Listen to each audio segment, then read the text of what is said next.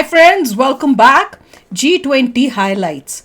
How India changed G20 forever. अरे भैया ऐसा G20 हुआ एंड इतना अच्छा फैंटास्टिक और फोकस्ड.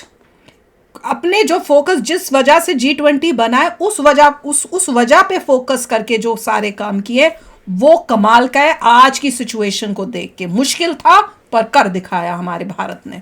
तो चलो वीडियो शुरू करते हैं. वीडियो शुरू करने से पहले अगर आप चैनल पर नए हो और आपने अभी तक सब्सक्राइब नहीं किया तो जल्दी से पहले सब्सक्राइब के बटन और बेल आइकन को क्लिक कर लो ताकि आपको हमारे सारे न्यू वीडियोस के नोटिफिकेशन मिल जाएं जैसे हम अपलोड करें. अगर आपको वीडियो पसंद आता है प्लीज लाइक एंड शेयर. चलिए शुरू करते हैं. G20 पिछले कुछ दिनों में आपने ये शब्द जरूर सुना होगा और ये इवेंट भारत के लिए एक बड़ी जीत था.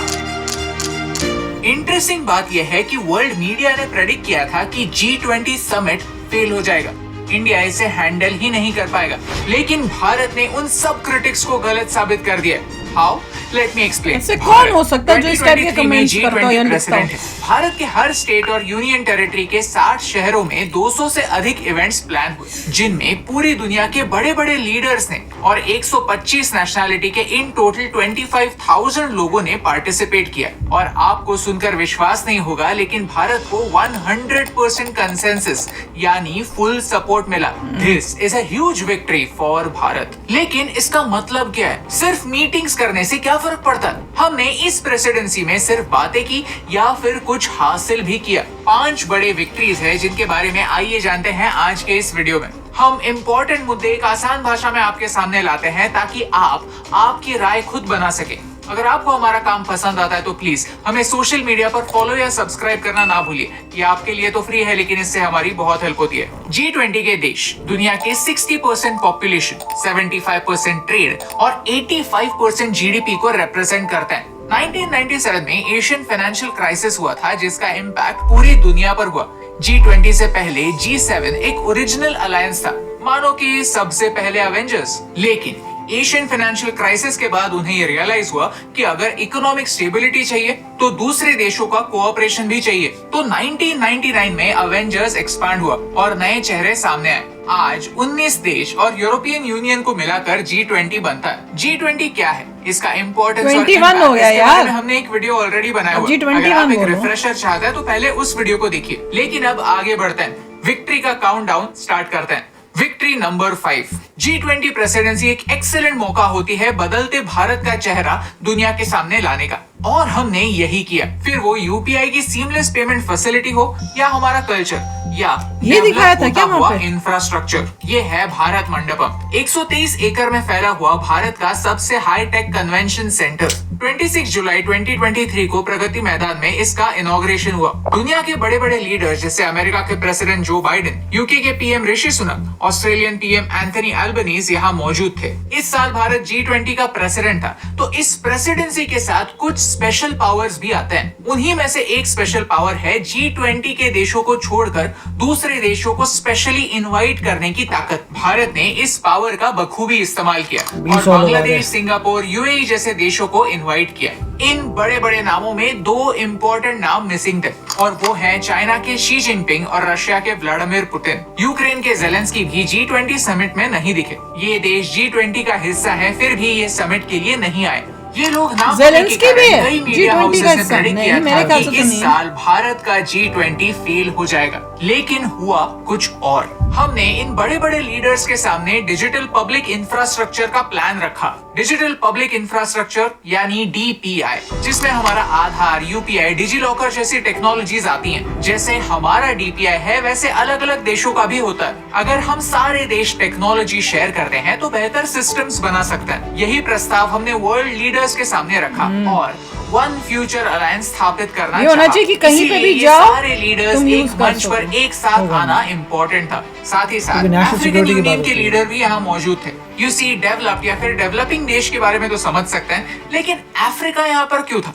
Victory number 4. ये G20 समिट हिस्टोरिक होने वाला है और इसका मेन रीजन है अफ्रीका. भारत ने G20 को एक्सपांड करके हमेशा के लिए G21 कर दिया है. अब अफ्रीका भी इस ग्लोबल ग्रुप का हिस्सा होगा। ये बोल रहे थे जैसे कि मेरे आंख में तो G7 रोना देशों ने निकल आया एशिया था के जब डेवलपिंग देशों को मिली इन्वॉल्व हमको। किया, वैसे ही भारत ने अफ्रीकन रोने वाला यूनियन पर को उनको पता था। G20 का हाँ, पर हिस्सा मतलब- बनाया। ये हाँ, एक तो बड़ा खुशी तो मूव होती है। है। लेकिन क्यों?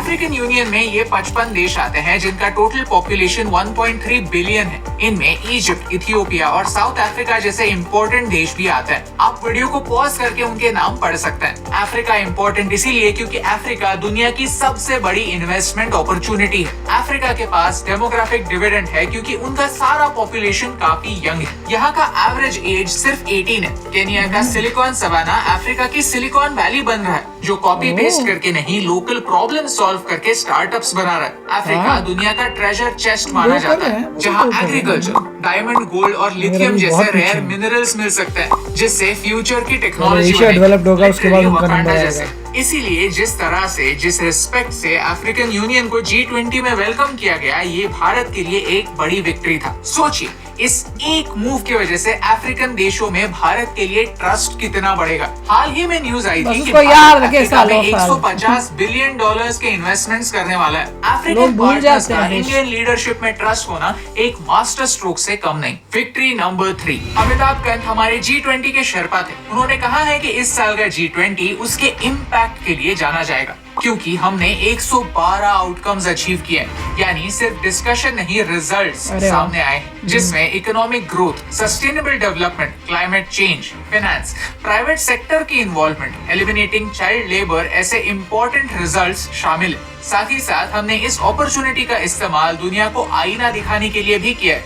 हमने कहा कि सस्टेनेबल डेवलपमेंट गोल्स जो पूरी दुनिया ने 2030 के लिए सेट किए हैं, वो हम अचीव नहीं कर पाएंगे। सिर्फ 12% टारगेट्स ऑन ट्रैक है और हम सबको कमर कस कर मेहनत करने की जरूरत है। ये सारी बातें न्यू दिल्ली डिक्लेरेशन का हिस्सा हैं। और आश्चर्य की बात यह है कि यूक्रेन जैसे देशों ने भी भारत का समर्थन जताया। पिछले एक साल में यूक्रेन रशिया कॉन्फ्लिक्ट में हमने नॉन अलाइनमेंट का रास्ता अपनाया। यूक्रेन की लीडरशिप इस बात से हमसे नाराज थी, लेकिन उनका न्यू दिल्ली डिक्लेरेशन में सपोर्ट पाना एक बड़ी जीत थी। अगर आप में से कुछ लोग न्यू दिल्ली डिक्लेरेशन के सारे 112 पॉइंट्स पढ़ना चाहते हैं, तो आप उन्हें यहाँ पढ़ सकते हैं। आज जियोपॉलिटिक्स लेवल पर दुनिया में यूक्रेन काफी ने तो नहीं तनाव, सपोर्ट किया। यूक्रेन नहीं की किया, तरफ अभी देखा नहीं ताइवान कैसे पर भी कब वो किसी भी मारा मोमेंट कमेंट। अटैक होने की यूक्रेन के संभावना है। चाइना के साथ एक नई कोल्ड वॉर शुरू हो सकती है। ऐसे सिचुएशन में G20 में इन सारे मुद्दों पर कंसेंसस पाना भारत के लिए एक बड़ी जीत है। और बात एक दो मुद्दों की नहीं, 112 अलग अलग मुद्दों की हो रही है। विक्ट्री नंबर 2, आपने नोटिस किया होगा कि G20 के इवेंट्स भारत के अलग अलग स्टेट्स, अलग अलग शहरों में हो रहे थे। और इसका मतलब ये है कि अरुणाचल प्रदेश और कश्मीर में भी G20 के इवेंट्स हुए। ये एक एक्सीलेंट डिप्लोमेटिक विक्ट्री यार, है, वो क्योंकि डायरेक्टली इतने कोई बड़े भी events देश नहीं पाकिस्तान थे। या फिर They were more good, importantly हाँ। चाइना के और खिलाफ धीरे-धीरे और होगा। बड़े करने लेकिन इन देशों के लीडर्स ने कश्मीर और अरुणाचल में होने वाले इंडियन G20 के इवेंट्स अटेंड किए। ये हमारे लिए एक इनडायरेक्ट सपोर्ट था और ये मैसेज पाकिस्तान और चाइना की लीडरशिप तक जरूर पहुंचा होगा। कश्मीर में कोई भी बड़ा इवेंट प्लान करना एक चैलेंज होता है। एक छोटी सी भूल, एक सिक्योरिटी फेलियर और पूरी दुनिया में नेगेटिव हेडलाइंस। ये एक काफी फीजिबल पॉसिबिलिटी थी, लेकिन भारत ने एक ग्लोबल स्टेज पर प्रूव कर दिया कि कश्मीर में स्टेबिलिटी वापस आ रही है। कुछ ही दिनों पहले की बात है कि जम्मू और कश्मीर में पत्थरबाजी के इंसिडेंसेस 99% कम हुए।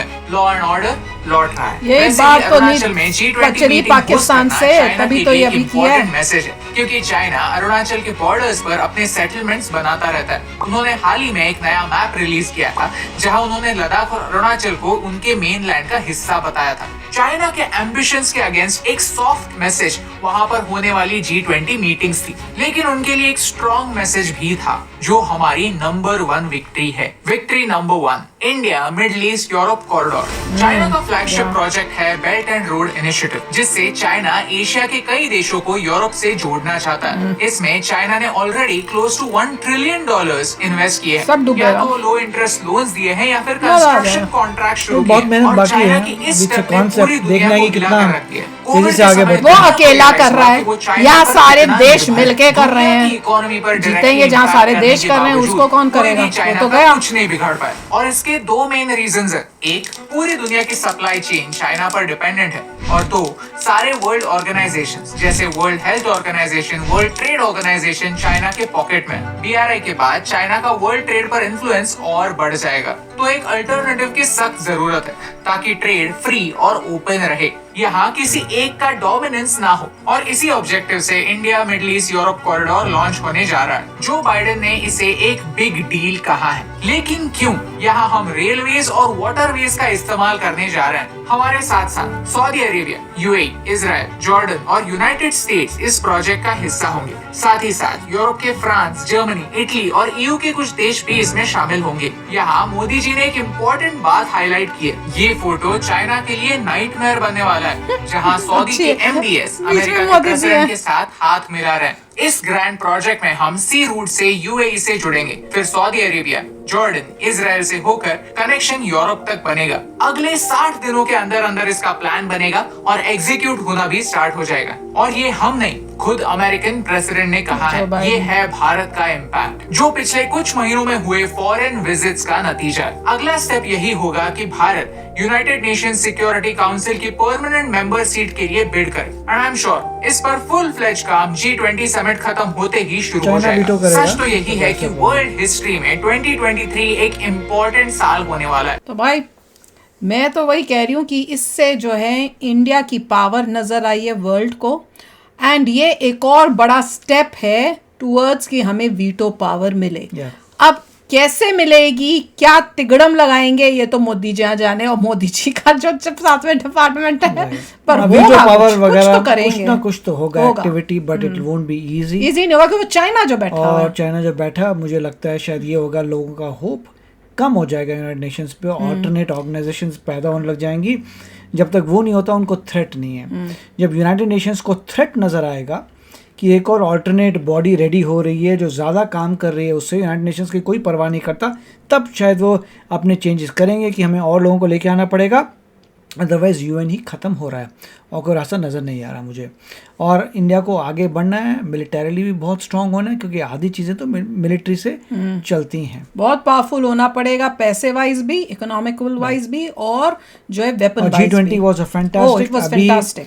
अब जो है इंडिया को बात करनी है सऊदी अरेबिया से, काफ़ी सारी कंट्रीज इन्वॉल्व हैं। धीरे धीरे देखते हैं कि कैसे फटाफट प्रोग्रेस होती है, then we will see. Progress इतनी तेजी से होनी चाहिए कि चाइना ने जितना अभी तक किया उससे ज्यादा हम लोग कुछ महीनों में ही अकम्प्लिश कर लें, और चाइना को दिखे कि भैया मेरा तो 1 ट्रिलियन गया पानी में। बिल्कुल, ये तो मैं बहुत नुकसान होगा। जब उसका नुकसान होगा ना, वो कहते हैं ना, जैसे मछली जो होती है वो करती है ना, क्या कहती है, झटपटाती है कहते हैं, वैसे झटपटाएगा।